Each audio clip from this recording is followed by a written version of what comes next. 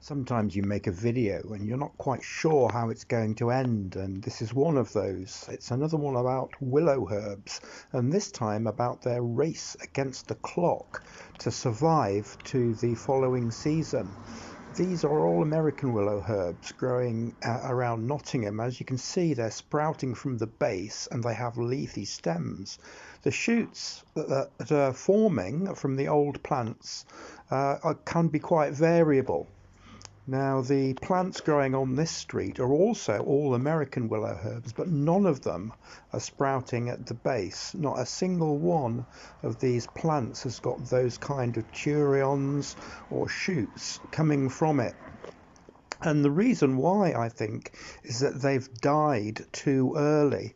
Because they've died early, they're not able to produce these offshoots, and I'll explain why in a minute as we progress with the video. But I've managed to find a number of plants that are producing shoots, but they tend to be small and they have leafy green stems. And here's one growing in a crack in the pavement, and it's a short one, it's alive, it's got flowers on it, and it's already forming these turions, which do form best at the base of leafy stems.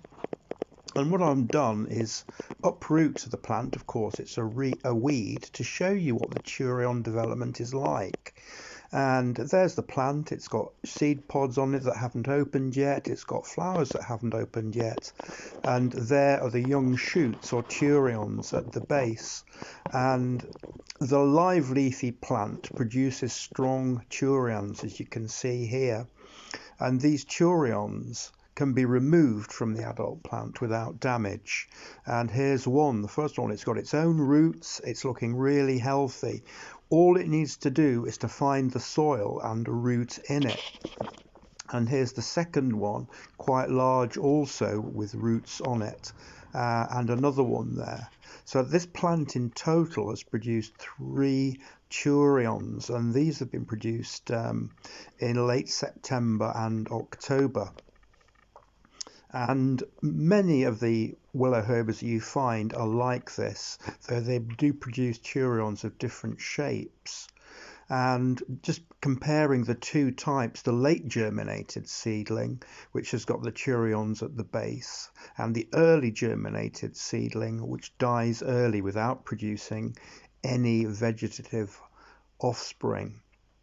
Now, it's all a matter of a race against the clock for these plants, because basically they're determined, their growth is completely determined by day length, as has been reported by researchers.